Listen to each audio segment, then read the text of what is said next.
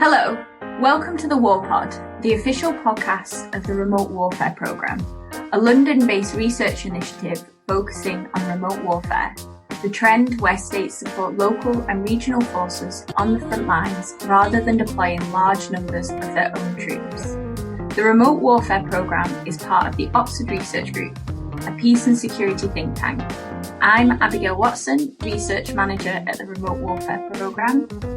And I'm Liam Walpole, the Policy Manager at the Oxford Research Group. In this episode, we'll be joined by Ali Altiok, an independent researcher, and Jordan Street from Saferworld. We will be discussing their report on the rise of counter-terrorism in the UN. Enjoy the show. So, Ali, Jordan, welcome to the War Pod. I mean, it's surprising that we've not had anyone from Saferworld, our great friends at Saferworld, on the podcast ever before, I don't think. But now we have you here. It's really exciting. And we're here to discuss your report, a fourth pillar for the United Nations, the rise of counter-terrorism. So could you briefly outline what you mean by this? Good start. What are the pillars of the UN, and why do you consider CT, counter-terrorism, becoming an additional fourth pillar? Thank you, Liam. Very happy to be here with Jordan. And maybe I can first answer your question by refreshing our memories to answer what are the three pillars of the UN. And speaking colloquially, is the UN has three pillars. First is the maintenance of peace and security, and the second is the upholding human rights and rule of law. I would rather put this in a broad terms as justice. And the third is the development pillar. To say it more accurately, to relate to today's world, is the sustainable development. So these three pillars are founded on the UN's charter. So, and three pillars guides UN work, and they are interconnected. What charter tells us is that you cannot achieve one without achieving all of them. So, but in this paper, what we say is that, what we see is that, the rise of counterterrorism is so drastic, so that we had the feeling that we need to ask this question provocatively, is counterterrorism is the fourth pillar. So UN, what we see is that, UN system embrace counterterrorism with a flood of, UN Security Council resolutions, General Assembly strategies, new funding streams, offices, committees, working groups, and staff, large number of staff. And recently with the growing, a very big, policy framework, prevention of violent extremism, and funds and agencies also join this effort. So what what we demonstrate in this paper is that, the rise of the new pillar, distort the balance between the three original pillars of the UN, through prioritizing exceptional forms of securitization.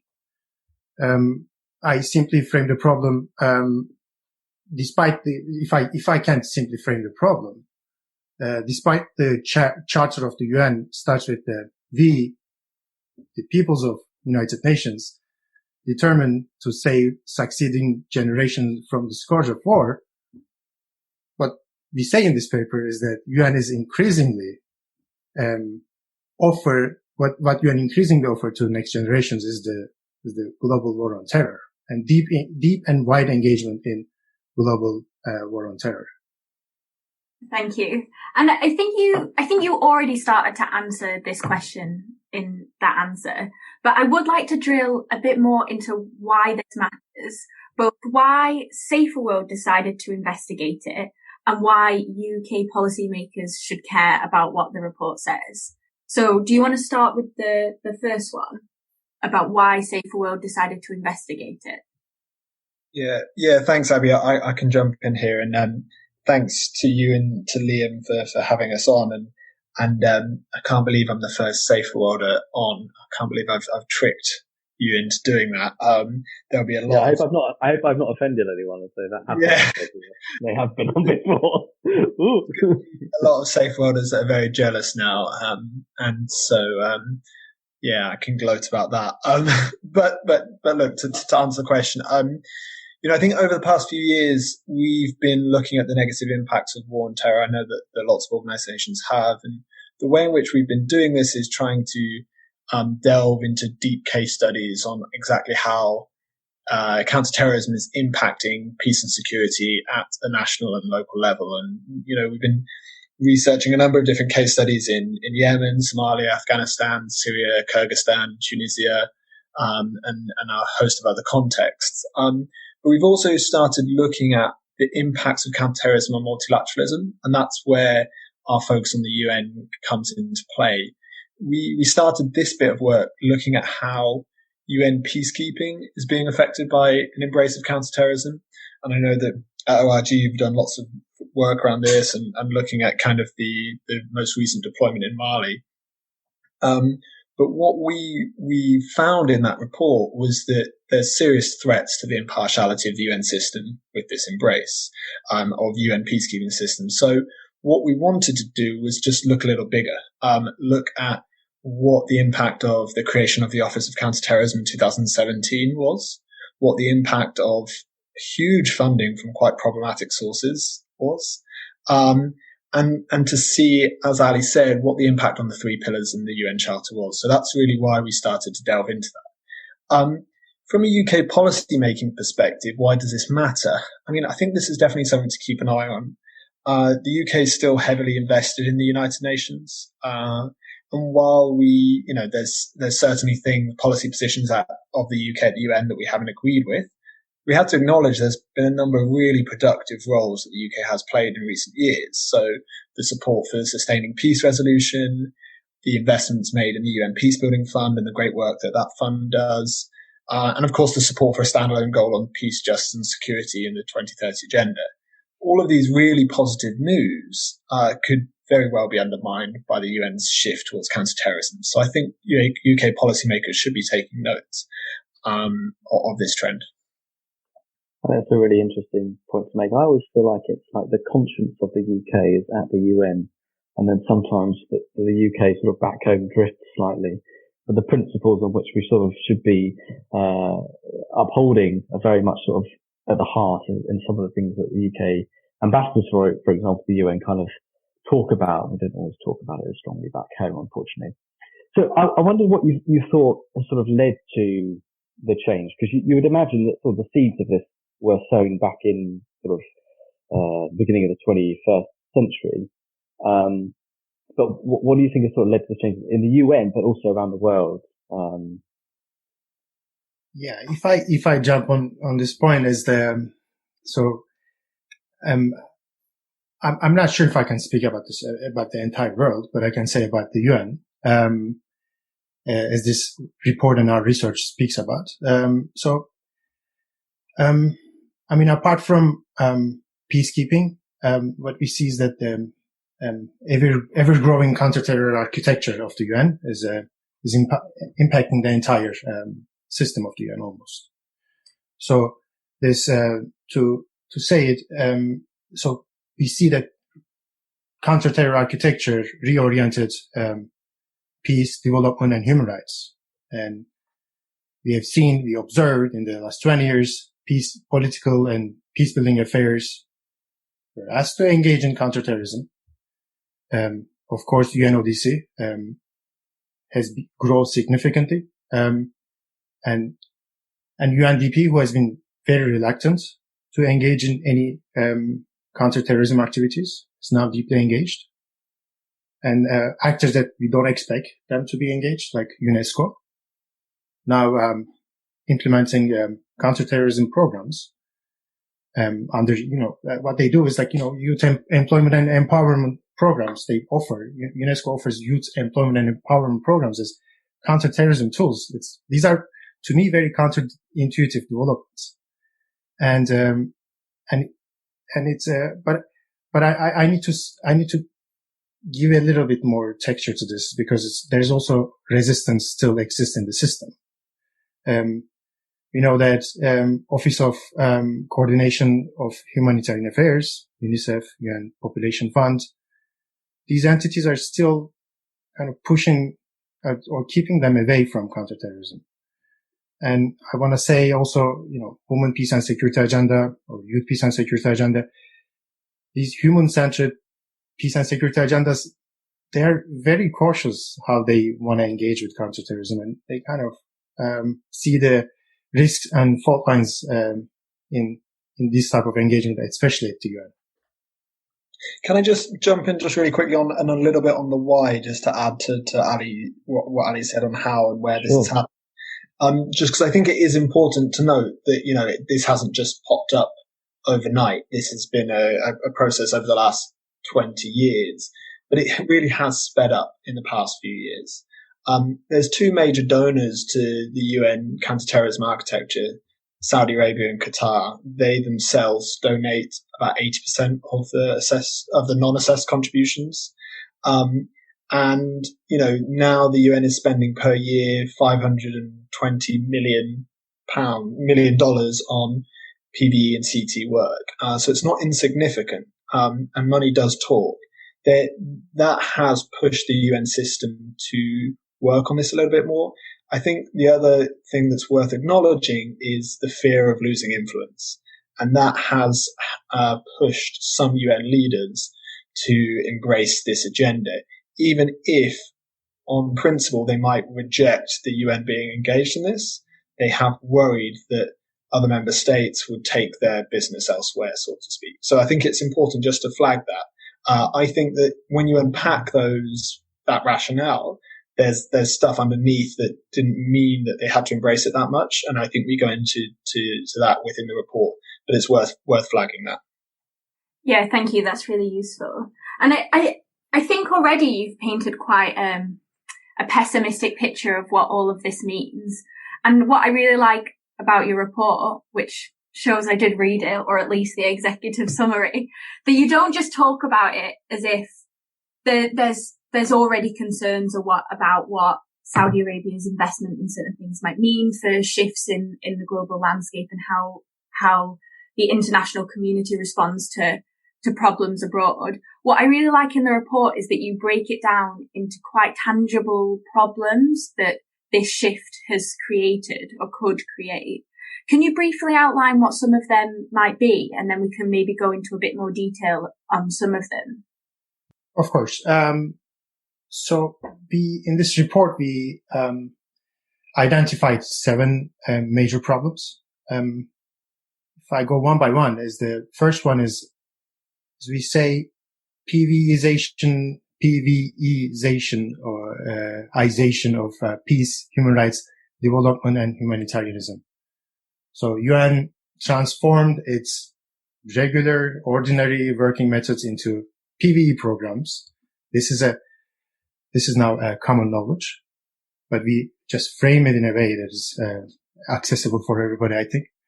And the second problem we identified is the blue washing member states' abusive approaches. So counterterrorism has been misused by member states, and UN is increasingly becoming a vehicle for that. And the third is the UN counterterrorism embracing contested radicalization concepts. Radicalization concept has a lot of problems with it, which we can maybe speak about this later. And the fourth is UN is also exaggerating the risk and threat of terrorism over other security concerns. So what we call this is the fueling threat inflation. And the fifth is the co-opting critical voices. So as I said about UNDP, for example, UN agencies who you wouldn't necessarily think that they would engage in counterterrorism, now being taken into this counterterrorism frameworks, or like they've been asked to implement counterterrorism programs. And the sixth is the UN is failing to manage risks. Engaging in counterterrorism comes with risks. It creates problems. There the risk of engaging with the issue of engaging with the risk of terrorism may produce greater risks than the risk of terrorism. And what UN doesn't report on this, but it just transfer it to each other or other entities, or civil society organizations.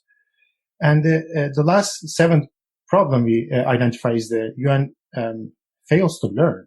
I mean, UN just shows that counterterrorism, what works in counterterrorism, but we know that counterterrorism fails in many areas. So these are the 7 problems.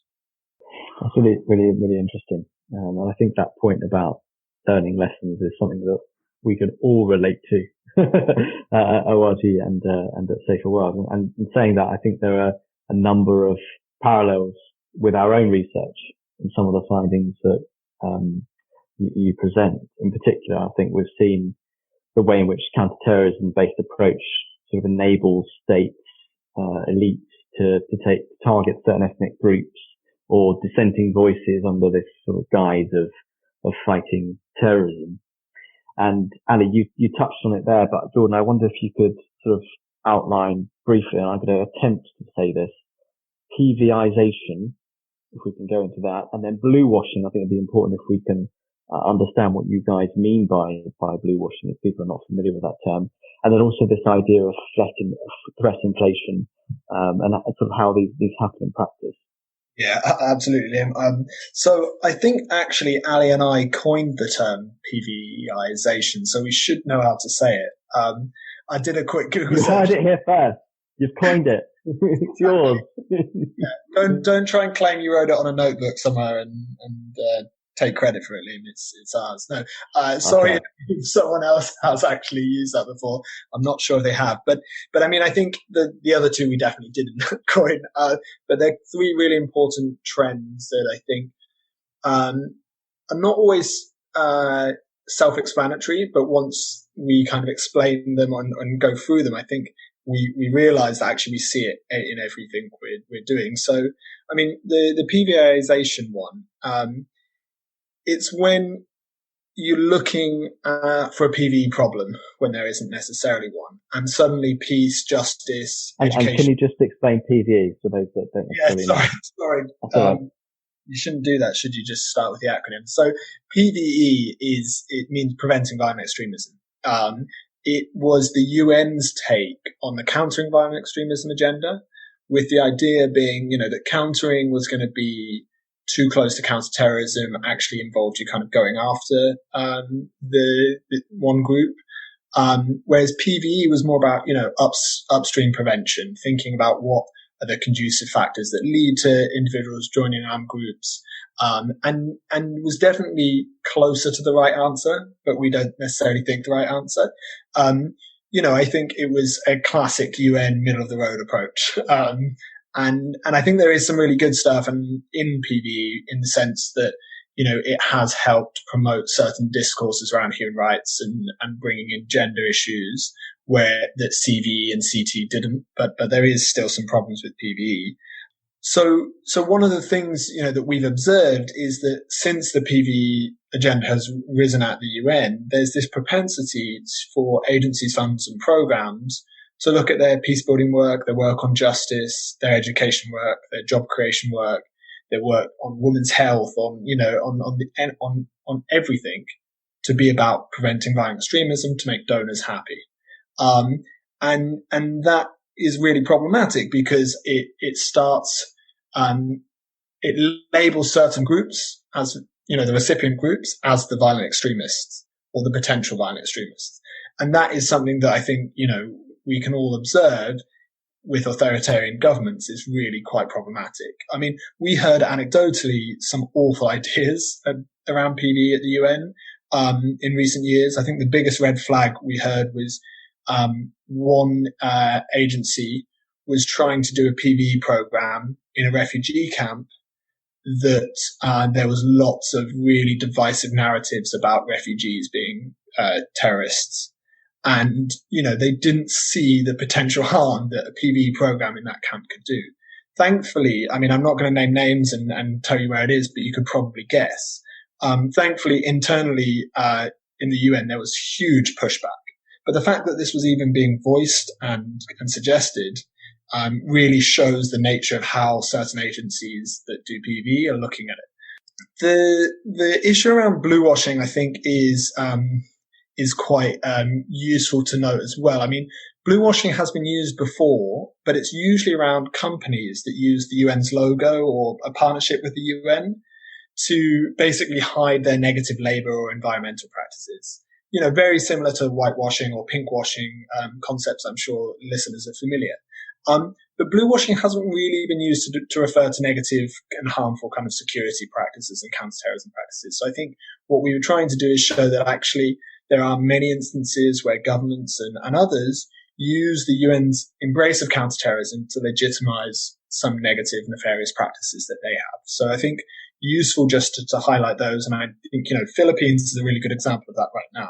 The UN helped the government do a national action plan on PVE. That national action plan on PVE was used at times to justify targeting Muslim students, right? But done under the guise that this is, you know, the UN's agenda. So it's something that we have to be really careful about. The final thing then, you mentioned threat inflation, which I think is really, really interesting and really pertinent for this moment right now, especially with everything that's happening with COVID, is this idea that, you know, just talking about an issue can actually raise the threat and change the response and change the way in which you analyze it. And, you know, I'll try and be brief on this, but I want to talk a little bit about this in the context of Kyrgyzstan, because I'm quite familiar with it.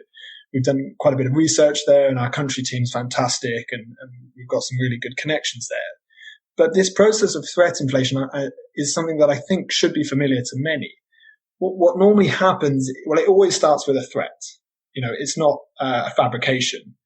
But what happens is a number of different institutions, agencies, donors, journalists pile in on this threat and end up completely changing the nature of the threat through their actions inadvertently, usually. So academics will go in to research. In Kyrgyzstan, what happened was individuals were leaving to go fight in Syria and Iraq for ISIS. That definitely happened.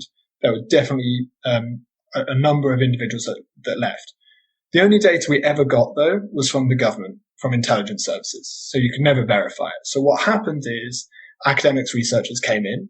They came to speak to NGOs and UN staff. They said that, you know, these were local perspectives. UN staff and NGOs weren't actually connected to the communities that actually left, because they were, you know, they're not engaging with NGOs, to be honest. So they were just repeating the government's stats. That was then being used as evidence that this threat was massive. The research then went to donors. Donors then started funding this. Other institutions changed what they were going to do because they saw that the donors were funding this. So suddenly all national NGOs started doing CPVE. Then the donors thought, the ones that weren't funding CVE thought, this is a massive problem, we have to fund it. And suddenly there's this whole web of CVPVE that started from, you know, a few hundred people leaving a country of 5 million, you know, and what happened was the parts of the puzzle that were inflating the threat didn't realize it.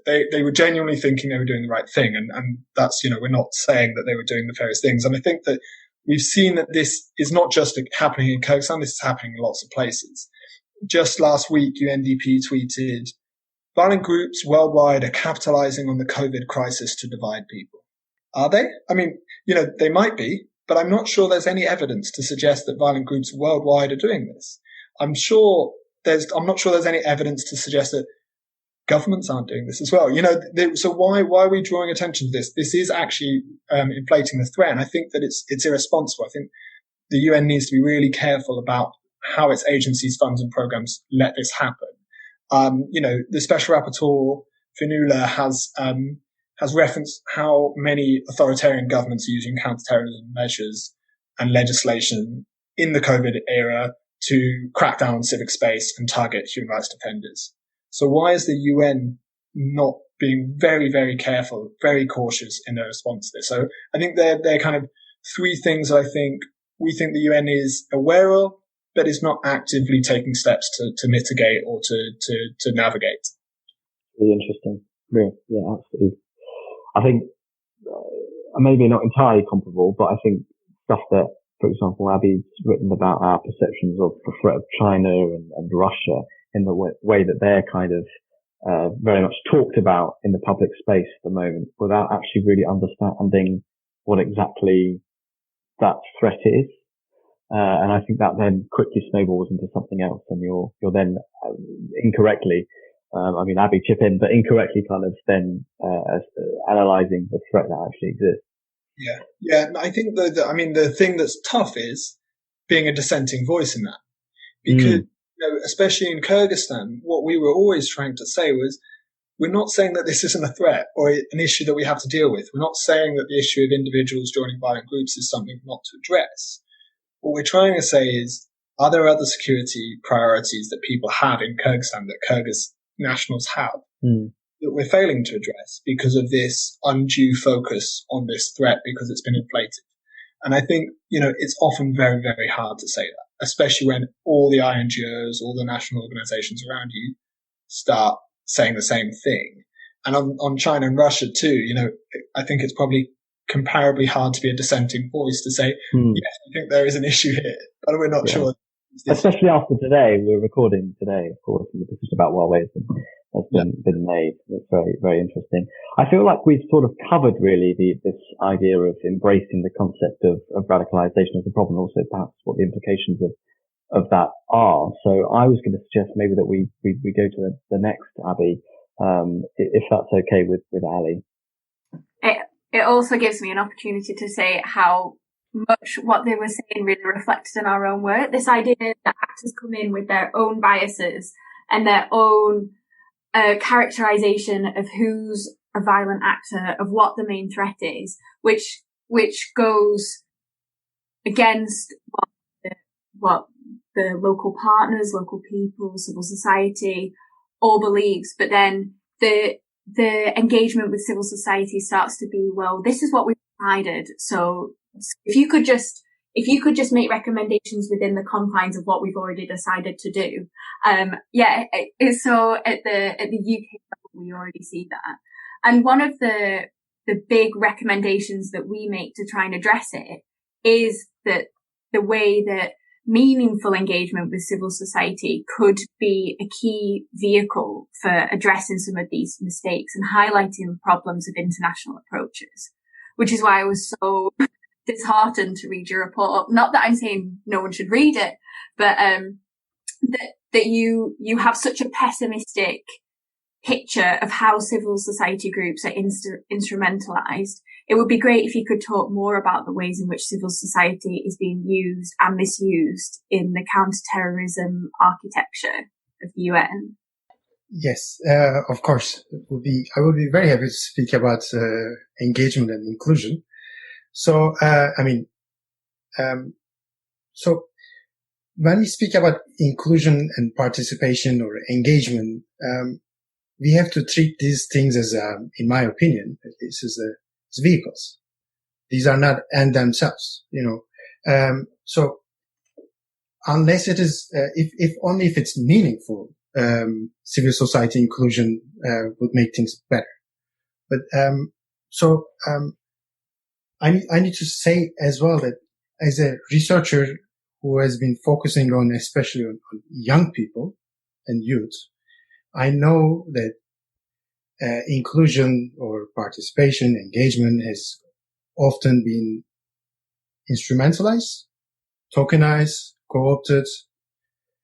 So my suggestion is or our report suggestions for inclusion of civil society to be meaningful, the counterterrorism processes has to create the space for CSO inclusion from beginning to the end. So this means consultations, of course, but and also in the delivery and assessment of counterterrorism, monitoring and evaluation, and kind of allowing civil society to kind of find and speak about the problems or the negative consequences of counterterrorism approaches.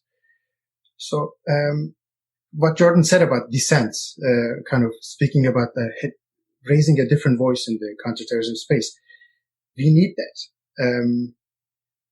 But only when we kind of give that space for civil society to speak up and speak out, inclusion will not be truly meaningful, in my opinion. So, for us, is the meaningful inclusion has to really create this space for plurality, a place for kind of a conversation that is not a monolithical about why we need more counterterrorism. We need to start speaking about when counterterrorism fails. That's very important.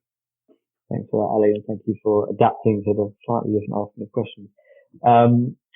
I think that leads on quite nicely to this, something that we take from your report, and you argue about kind of the way in which the UN sometimes manipulates different communities.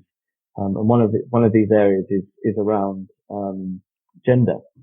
And you argue in the report that gender language is used for political expediency. And while there have been examples where women's peace building has sort of been drawn on, I think it definitely chimes with the research that we've been doing at the moment. I have to plug an upcoming report from ORG later this month around the protection of civilians debate here in the UK.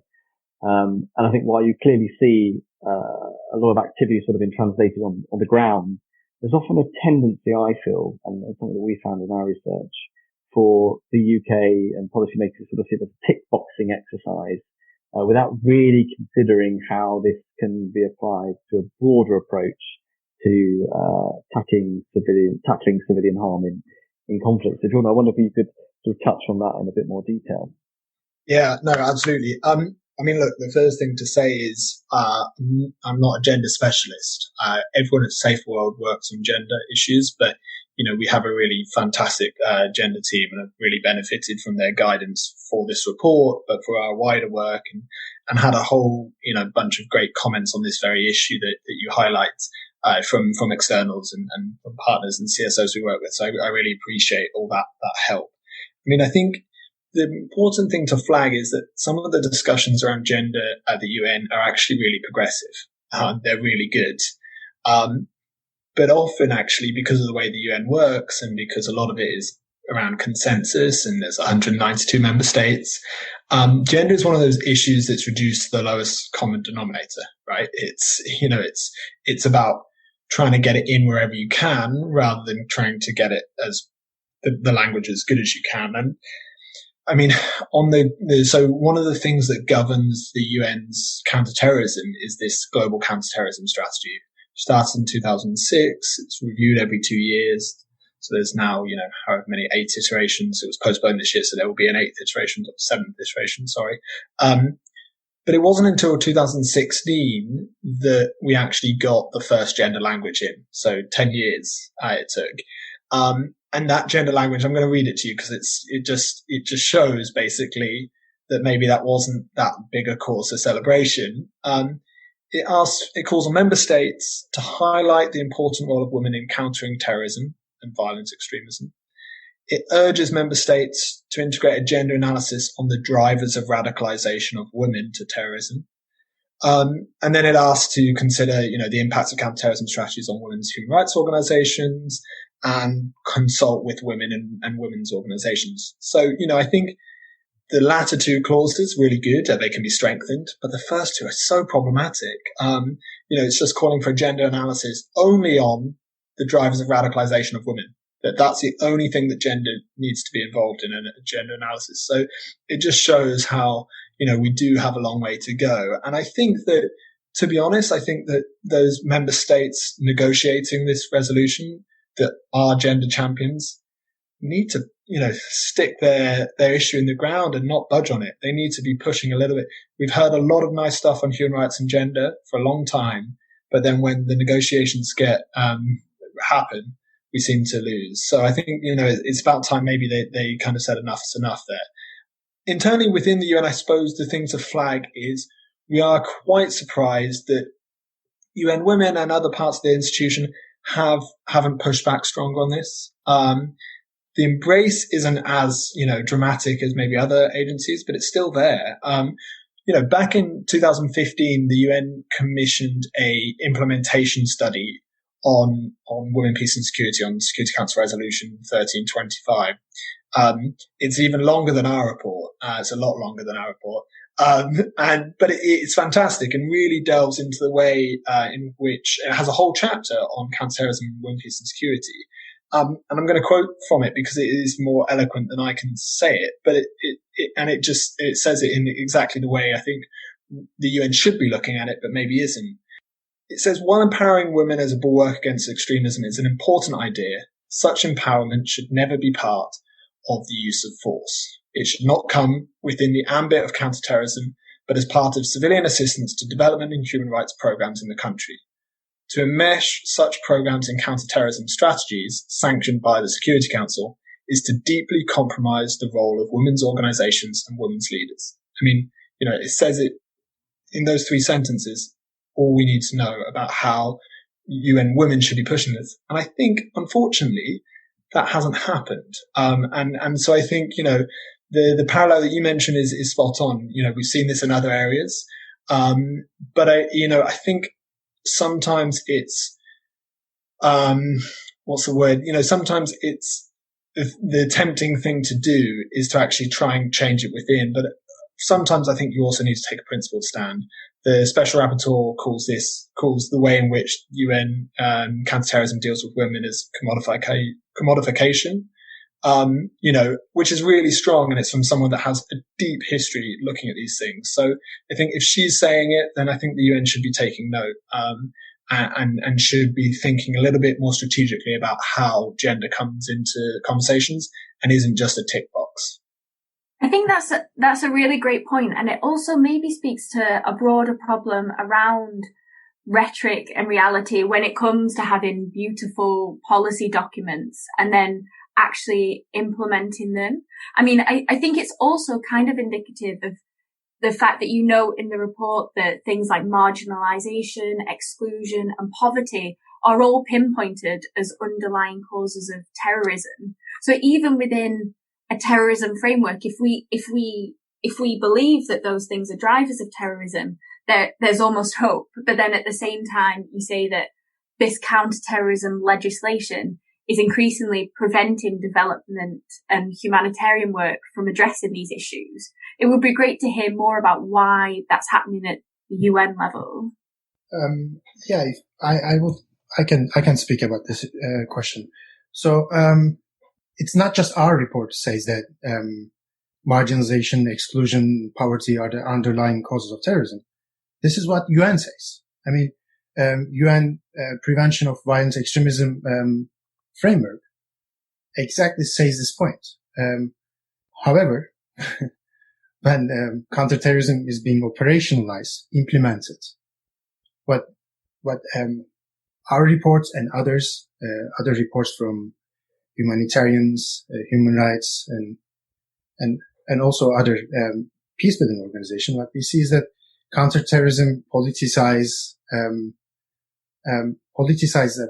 and associate development work with the securitized objectives. And when it comes to humanitarian work, we see that criminalizes humanitarian aid, and which deprives large social groups out of humanitarian aid. This is very counterproductive in my view, and very clearly counterproductive. And also, I need to say that the policy in this area is developing, and I think member states are learning about how counterterrorism is ineffective how it becomes a block to deliver humanitarian assistance. But I cannot say the same things for peace and security lens. Especially from peace building lens, we know that counterterrorism creates a lot of mistrust. However, there's not really enough awareness in the policy field, in the policy developments, where no one speaks about how conflict insensitive counterterrorism is. So we need to bring these issues forward. Thanks for that, Ali. Now, we're going to get on to sort of what your recommendations are about how we tackle the many issues that you've talked about. But I wonder whether perhaps it'd be interesting to sort of ask for your views on what you think the long-term implications are, if sort of these trends carry on in terms of the future of the UN and multilateralism as a whole. Well, I can't give it all away because otherwise no one's going to read the report. No, but I think we kind of thought about 4 key trend areas that I think the UN really needs to reflect on making sure that it's doing something to prevent these trends happening. And the first one is around impairing peace building and the UN's conflict mediation role. I mean, the UN, its purpose, its reason to exist is around maintaining international peace and security. So if the UN can't build peace and can't mediate peace, it does call into question multilateralism a little bit. The second is around jeopardizing peacekeeping principles. UN peacekeeping is effective. There's been so many studies to prove that it is effective, that it does protect civilians, that it does reduce conflict. I don't know why the UN would want to jeopardize that tool. The third is around, cracking down on civic space and instrumentalizing civil society, around, negatively impacting human rights. And, there's just so much fascinating and fantastic work and evidence on this issue. The special rapporteur's reports are just, pure fire in terms of the way she analyzes the links between what counterterrorism legislation and policies are doing and how it's leading to damaging impact on civil society. And then the final one, the fourth one, is as Ali mentioned, is putting development and humanitarian functions in the firing line. The 2030 Agenda for Sustainable Development isn't going to happen unless we're actually able to build peace, because we know that development in fragile and conflict-affected contexts is the hardest. We know that the 7 countries that didn't have a single Millennium Development Goal that they achieved, they were all in conflict. So we just know that these things are going to be interlinked. I think there's many other things within this. But ultimately, I think unless the UN really reflects on its role in counterterrorism, it will threaten the UN's ability to assist the world's most marginalized people.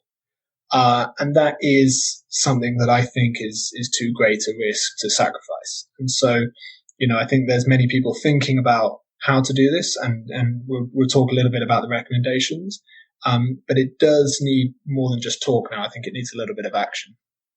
And I think it's also, just going back to one of Liam's initial points, that the UN has often been a pillar for UK foreign policy and how it hopes to be a force for good in the world. And I think given the problems that you highlight in the report, it seems that if these problems continue, then rather than addressing the problems in a unilateral UK foreign policy, they could exacerbate and continue many of the same problems. And so with that in mind, what role should the UK play in addressing some of these worrying trends? Do you feel that the UK government, with its objective to be more of an active player on the world stage, do you think it can fill a vacuum of leadership or positively contribute to addressing some of these issues? Yeah, I mean, the one thing I didn't really maybe go into as much depth as I should is the impact on the UN's mediation role. I think that has been eroded over the past 20 years, and there's some really damning reports from Soto and others in negotiating with Hamas and all the impact that counterterrorism legislation has had on that. But it's in the UK's national interest for countries not to be in conflict, right? That is a national interest. That is one of our strategies. And so if UN and civil society organizations and local organizations can't mediate conflicts because there are sanctions on who you can talk to and who you can't, you can't understand the motivation of violent groups, and you can't lay the groundwork for a peace process. So it's just, there's so many elements and layers to counterterrorism, not just, PV programming, but also Security Council sanctions and other sanctions lists that really prevent UK's national interest and many other national interests. I mean, in the report, we talk about 11 recommendations for the Secretary General and UN member states to consider. These are all achievable. There's nothing, we didn't put let's put 3 crazy ones so you can pick up the 8 other ones. These are 11 achievable recommendations. Always do things in 11. That's why there's 11 spices on KFC chicken. There were just 11 natural recommendations. I won't be up here, but I think they loosely in 3 areas. One is around refocusing UN strategy on peace, rights, and development, on the 3 pillars. The second one is around adopting a system-wide approach to counterterrorism that actually protects the UN's credibility and impact and doesn't harm it. And then this third one, which Liam picked up on earlier, is turning this evidence and experience into improvement and really learning from what's happening. I think there's within this, there's lots of things. But I think one of the things to really pick up on is the fact that no mechanism exists in the UN right now. With such a diverse footprint, the UN's active in so many different countries with so many different funds and agencies. There's no internal mechanism to flag when harm is being done in the UN's name on counterterrorism. So there's no firewall where you can actually stop things happening, protect the UN's name, and try and ameliorate the problem. If negative practices happen, they either just happen or they're kind of hushed up, or we go again kind of thing. And this cannot be for an organization that depends so much on its credibility and its image, the way things go moving forward. And I think that there's definitely moves within the UN system to pick up on that. I don't know how that will happen necessarily, but I think that really hit home. I think the UK can play a really important role here because, I think a strong norm-setting UN that's respected, that can promote a rules-based international order is in our national interest, whichever, party is in power in this country. I don't think, the UN is not a divisive institution in the UK, thankfully. It's not like the US. And so across the aisles here, support for the UN maintained. So I think, the UK then wants to make sure that the UN's credibility and image is protected. So I think they could play a really positive role here. I think this means, actually investing diplomatically and trying to change the system slightly. And I think, there could be a moment in the next couple of years where that's easier, without a certain person in the White House, right? So, but considering the UK invests so much in UN Peacebuilding Fund, we invest so much in UN peacekeeping, it's in the British taxpayers' interest that money is actually going to help and actually solve conflict and reduce conflict. It's not in the British taxpayers' interest to do that, but also fund and allow counterterrorism to impact negatively on peace dynamics. So I think the rationale's there, and I think for UK policymakers, this is something to pick up on. Thanks, Jordan. I feel like you've sort of answered partly the next question about what sort of is the alternative to counterterrorism that you guys suggest in the report. I mean, just sort of thinking about the conversation we've had, it would seem that, stick to those 3 founding principles rather than sort of merging into this 4th pillar. But what sort of specifically do you think, Ali, that you would highlight? I would like to put this in a more understandable, simple terms. Say that what counterterrorism does is creating mistrust and fear. It disrupts social cohesion. It widens the trust gap between young people and their governments. So what UN should do is maybe I should say what UN shouldn't do is to invest and engage in approaches that are creating mistrust and fear. And UN shouldn't engage in things that divide people further. Jordan nicely said about this regarding mediation work of the UN. that's very clear in that area. But this now expands into a whole different set of like engagement areas that goes into youth empowerment, youth education programs. We need to stop and think. But I just want to be clear that I'm not saying that UN shouldn't deal with the risk of terrorism. It's about how UN deals with the risk of terrorism really matters, and we need to really question this. And we need to hold UN accountable on this issue. If counterterrorism generates more conflicts, maybe it's time for UN to rethink what it does in counterterrorism, or about the growing counterterrorism architecture. Is each time when counterterrorism fails, what we see is that the architecture grows further, and that happens very reactionary. And after each terrorist attack, we see that a new policy, a new office. We need to really critically follow these areas. But what UN should do is to invest in its three pillars, as Jordan already said. It should revitalize its three pillars and update to today's reality, today's world. And we know that, there's really good evidence on this, is that UN survived through Cold War, and it can survive through global war on terror too, as long as it relies on its three pillars. So, and just to say a couple more things about the trust and legitimacy, just a little more about this. Counterterrorism also, as it is, harms UN's integrity, it also fosters the problem of, UN isn't seen as the legitimate actor anymore in the eyes of people. This is a very important problem. UN is not just a member states organization. UN is for the people. And we need to really emphasize this problem, because counterterrorism fails in building that trust between UN and people. It's been a very compelling argument. I'm completely sold on your argument. I wonder how optimistic you are that anything is going to change, though. What has been how has the report been greeted, and what do you see the changes in the last year are going to mean for these problems, particularly the COVID pandemic? Maybe we'll just finish both from hearing from you both on what you think will be the impact of the report and whether you think anything will change. Yeah, you've kept saying how pessimistic we are. Throughout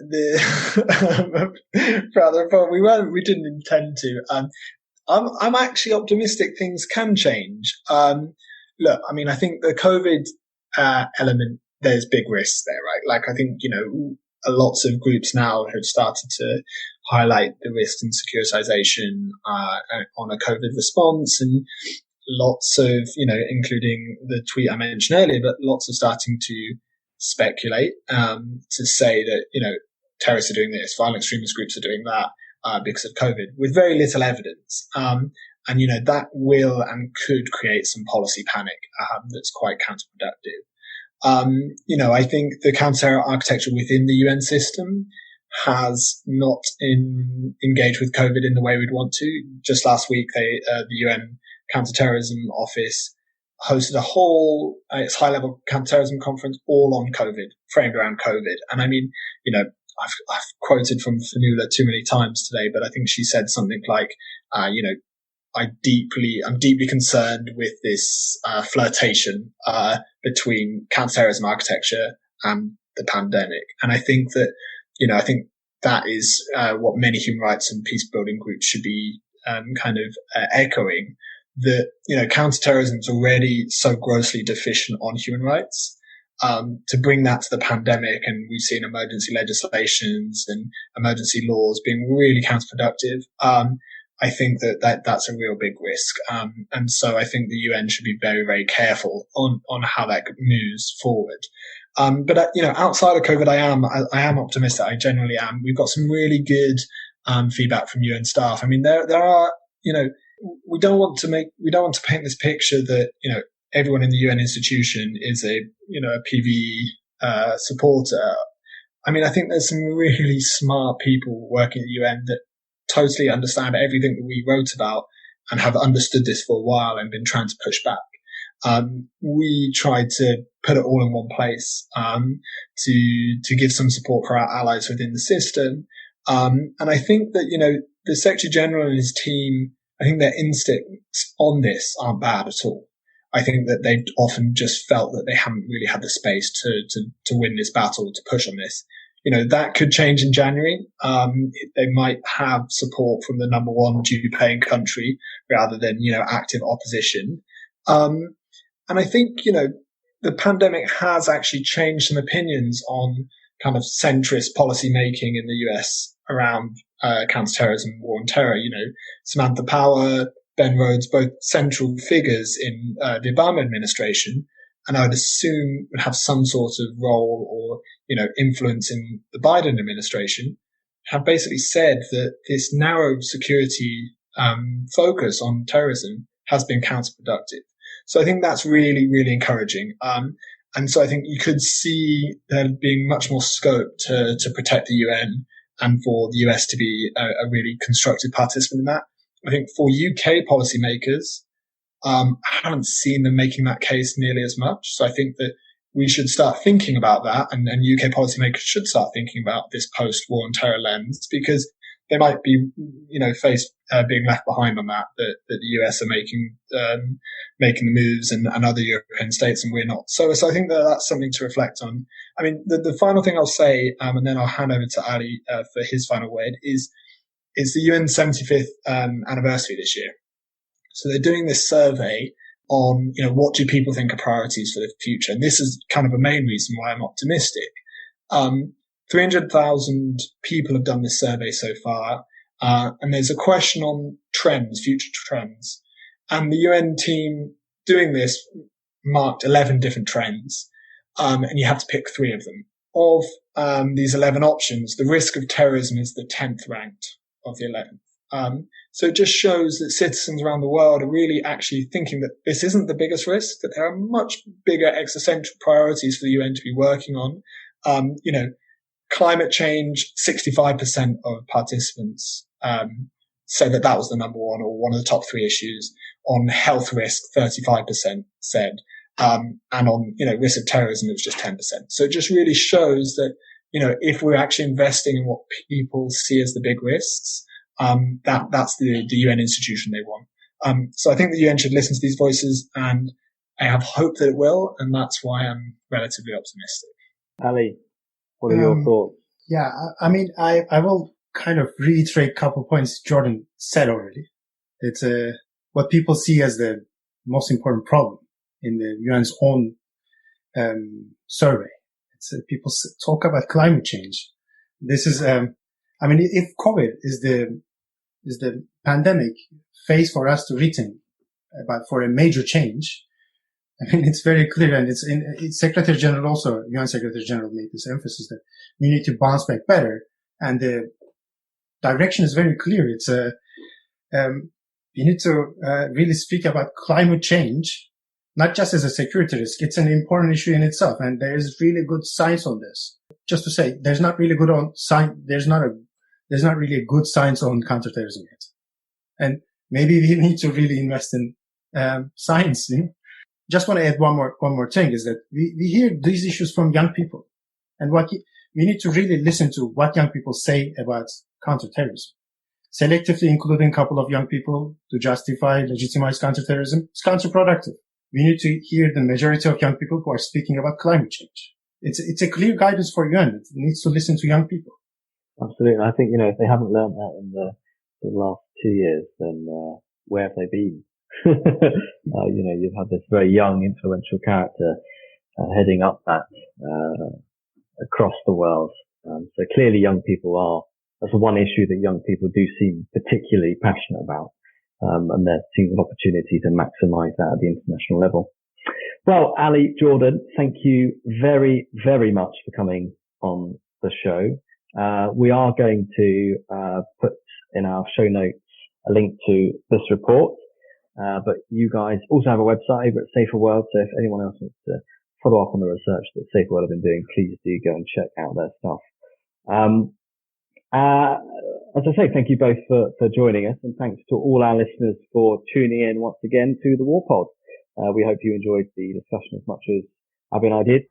And as I say, for those who do want to read in more depth about the topics we covered, we put links to any research or publications that we've mentioned in the episode notes. And if you want to stay up to date with RWP, Remote Warfare Programme, and ORG's work, please subscribe to our newsletter by clicking on the button at the top of the page. And you can follow us on Twitter. Our handles are @ORGinfo and @remote_warfare. And if you are feeling explorative, you've got something to do in lockdown, post-lockdown easing, then you can listen to all our previous episodes. There are so many of them. Please do go and check them out. They're free of charge. You don't have to pay. Follow the link at the top of the page. And we look forward to you joining us soon.